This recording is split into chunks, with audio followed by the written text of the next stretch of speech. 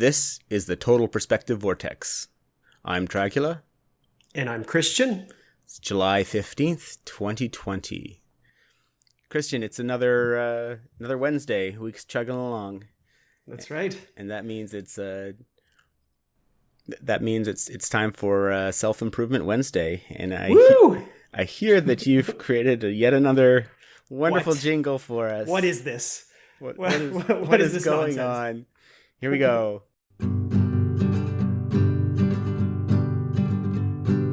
You kinda suck the way you are, my friend, but you can get better.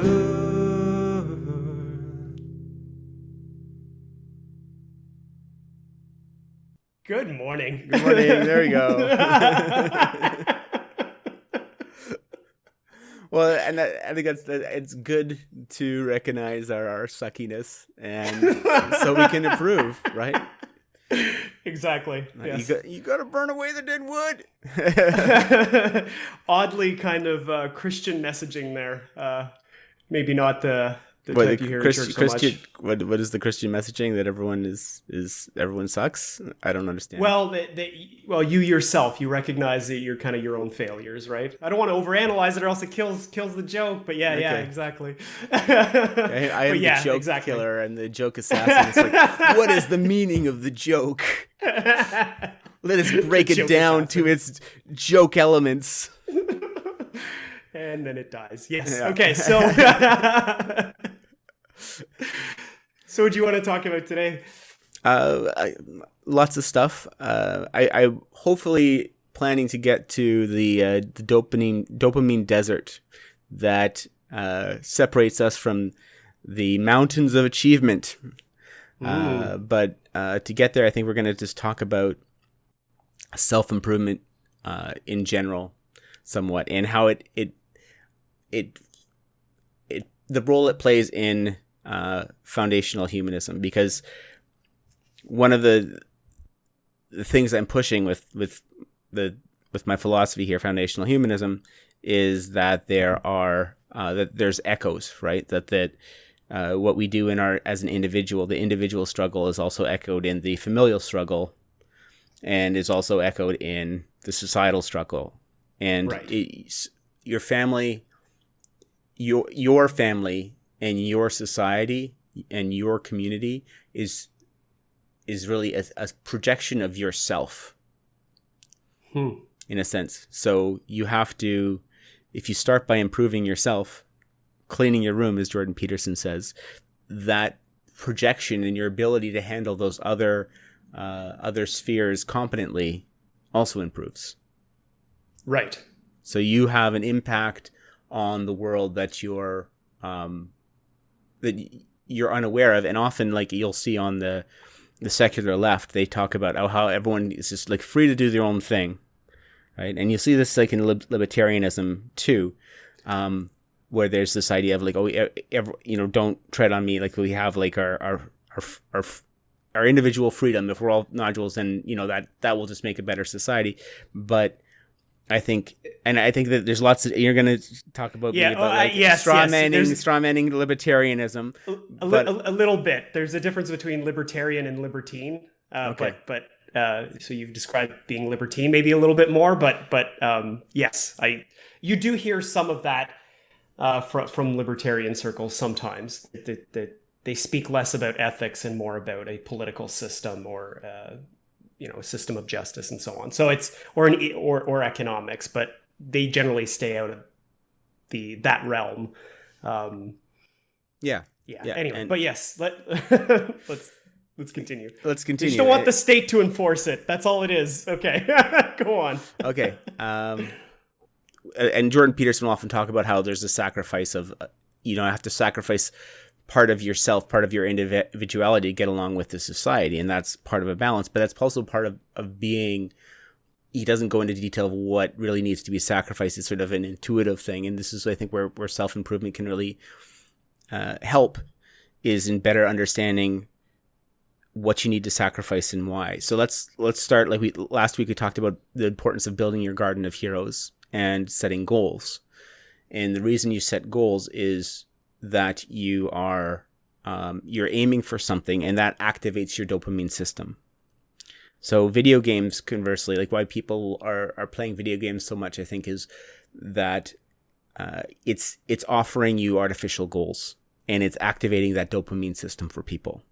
So the dopamine system it's the positive reinforcement system. It's the part of your brain that makes you see the world, makes you feel the world makes sense, or gives you a sense of progress in life. And video games offer you artificial goals that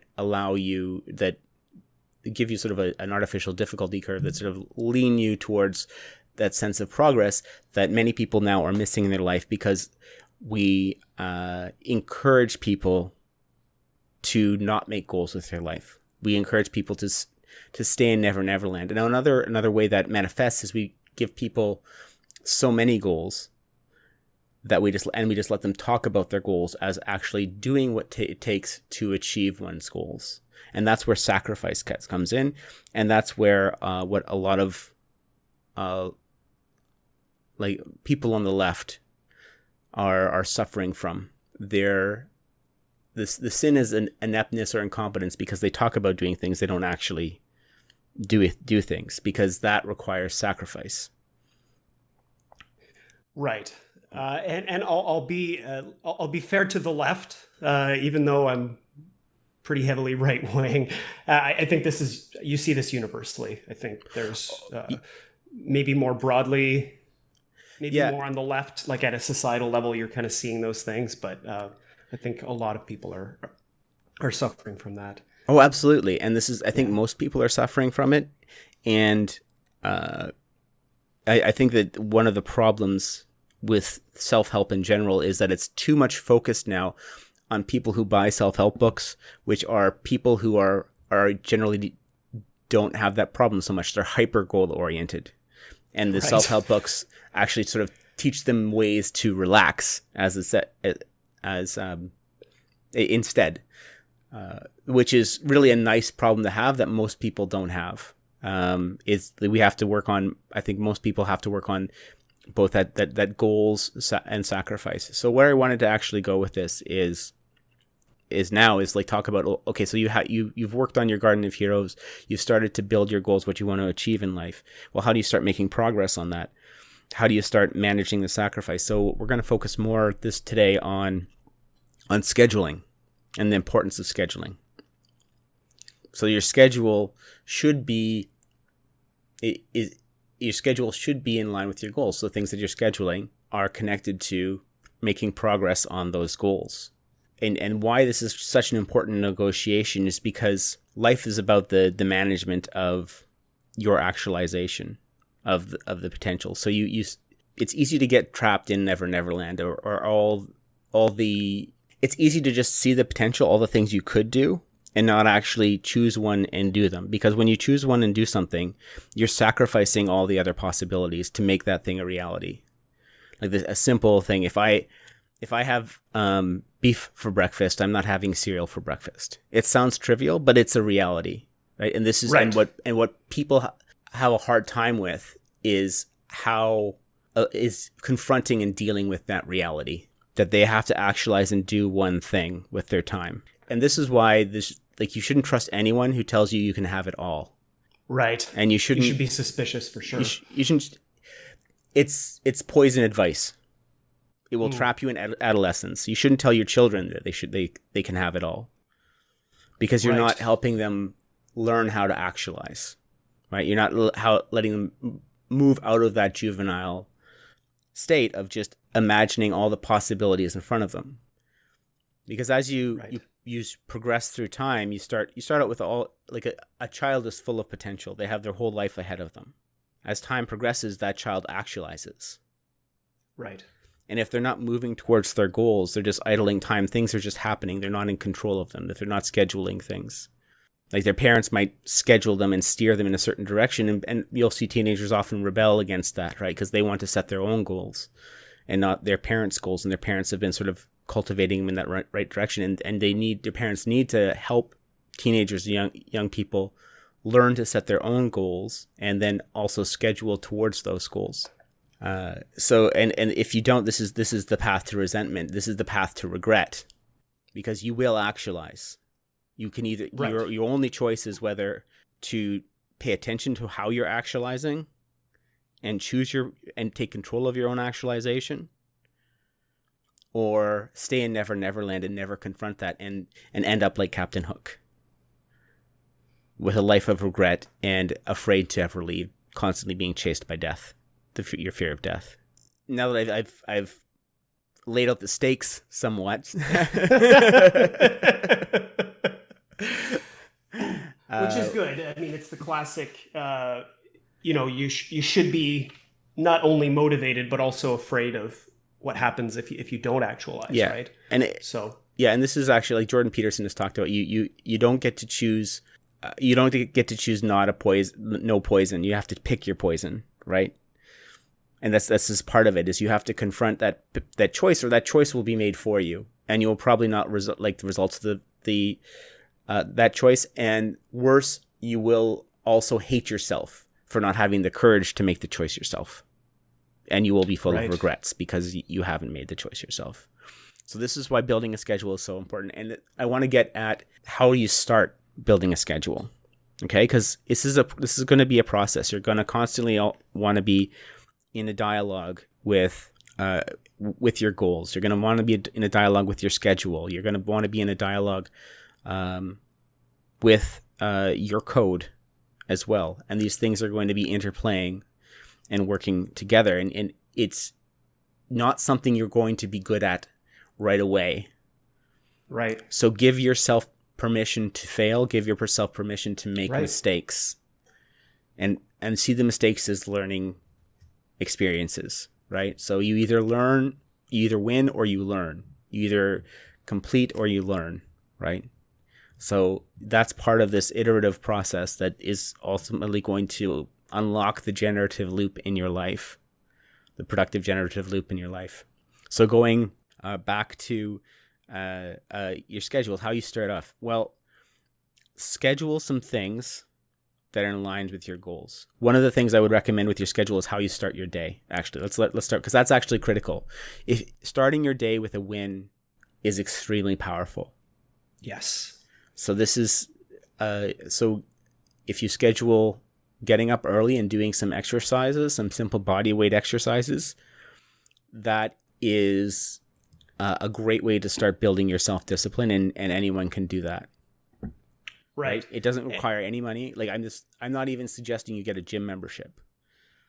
I'm just setting that you set a time that's a little earlier than you're comfortable in the morning to get up, right? So you're not rushing in the morning, and you get up at that time and you do some body weight exercises, and whatever you feel comfortable with that. Just some push-ups and some squats. Push-ups and squats are free.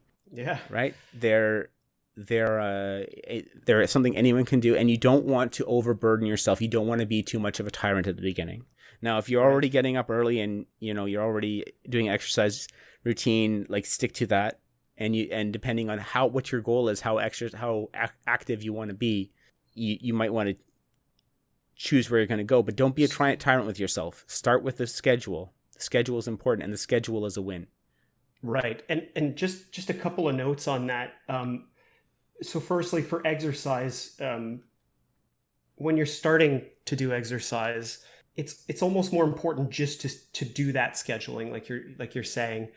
Show up, you do it, and even if you're being kind of lazy about it at first, say you're doing push-ups, you're like, oh, okay, that's enough, or maybe you're doing push-ups leaning up against a counter or something like that, just to get going.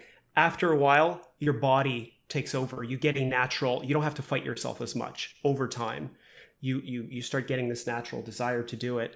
And if, I don't know if you'll agree with this, but this idea that you need to start your day with a win is why personally I make my bed every morning.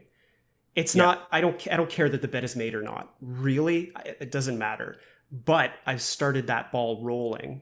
And motivation always comes after action. You don't sit there and and you're like, oh, okay, now I'm motivated and I go do stuff. You have to do stuff before you get motivated.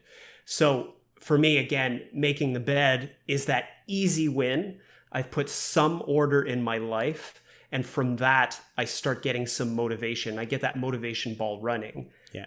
And it's an easy action to take. So, and this is also how you start developing your code too, right? So your routine and your code are related. Your routine is like actually planning out your schedule. Sorry, your routine, your scheduling. Your scheduling is how you plan out your time, and that's how you build a routine that way. But you can also start building into your code. So what is a personal code? A personal code is a standard you set for yourself that's different than the standard of society. So the importance of having that personal code is that this is a standard you hold yourself to. And these are the kind of things you can put into, and that has a very powerful effect. And you'll see religions have, they'll have like Islam has praying 5 times a day. They have dietary restrictions. These are adoptions of codes that set you apart from what other people are doing, because you don't want to be just like everyone else. You want to not be the medium or the average. You want to be the best you can be. So in order to do that, you must set your own code, your own schedule. And your schedule, things that you do in your schedule that define who you are, who set you apart, can be part of that code. So one example of like, I don't drink is a good personal code. Right. And that doesn't have to be connected to what anyone else is doing. And if you can hold that standard for yourself, that sets you apart. And the reason you're doing it is because you are taking control of your life. That is that win, that is defining, that's showing that you're not just being blown around by the chaos. You're in some way in charge of who you are and how you are actualizing. And like you said, that making your bed in the morning is another perfect example of that. That can not only just be part of your schedule, but also part of your personal code. I'm a person who makes their bed every morning. That's what I put on dating profiles. Usually impresses the ladies. Yes. So I think that's enough for today, because we can go on and on with this, and we will every Wednesday. So please like, subscribe, and most of all share, because sharing is how this podcast will grow. So all right. Thank you. Thank you. Cheers.